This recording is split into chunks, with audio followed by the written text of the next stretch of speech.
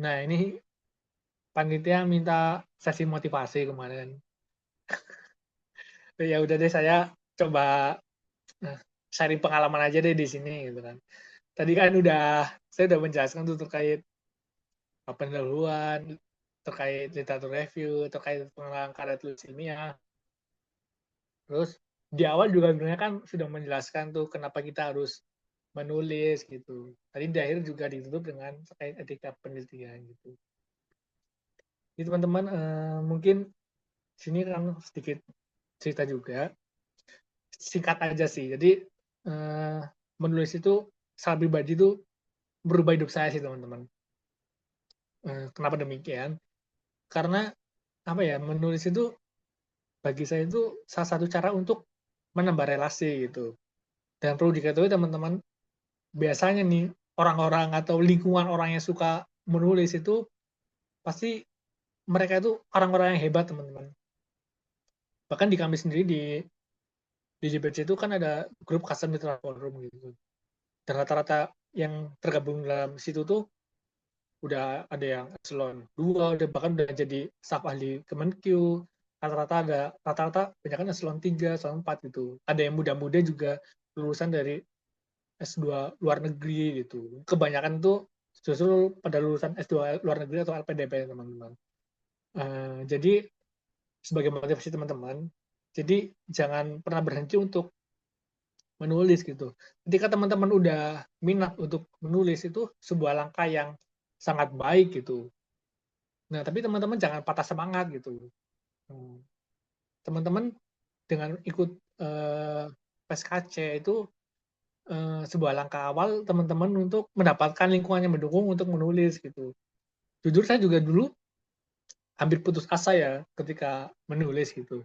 Tapi kebetulan ada lingkungannya baik gitu. Jadi waktu itu yang ya salah satu orang yang berkontribusi dalam bunuh saya itu adalah Bang Giova sih salah satunya. Salah satu ketua Dewan Pertimbangan Pesah juga ya teman-teman. Jadi ketika saya udah dimotivasi tuh, beliau itu ya menyemangati agar tetap menulis gitu.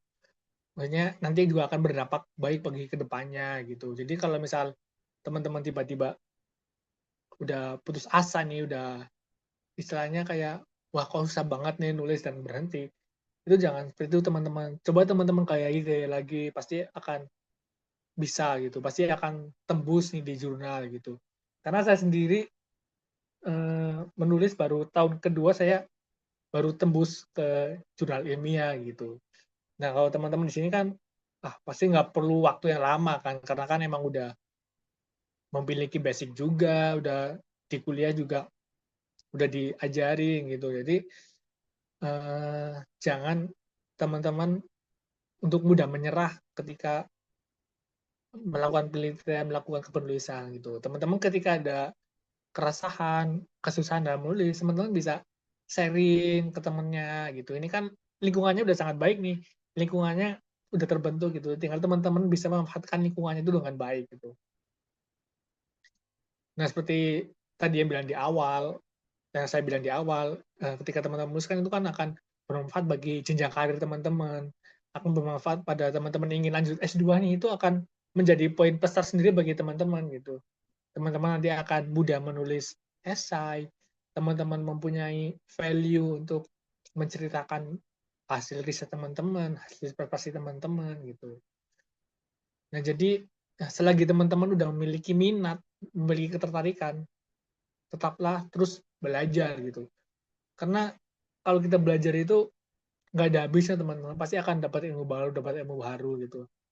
Jadilah kita seperti selalu menjadi gelas kosong teman-teman. Jadi ketika kita diisi ilmu itu kita akan selalu menyerapnya gitu. Jangan menjadi gelas yang penuh terisi air gitu. Nanti teman-teman kalau misal message seperti itu, nanti teman-teman merasa saya lebih pintar, saya lebih jago gitu ya. Jangan seperti itu gitu. Kita harus selalu rendah hati dan harus berpikir mindset seperti gelas kosong gitu. Jadi kita terus berkembang, terus belajar, terus menggali potensi diri kita agar bisa menjadi lebih baik lagi gitu. Dan kita juga mengembangkan kepenulisan kita. Percaya teman-teman bahwa menulis itu salah satu soft skill yang sangat penting dan berarti bagi teman-teman gitu. Nah, salah satu hal yang menjadi semangat atau pemicu saya dan menjadi apa istilahnya ya asupan saya untuk tetap menulis itu adalah kata-kata atau quotes dari Pramudia Anantatur, teman-teman.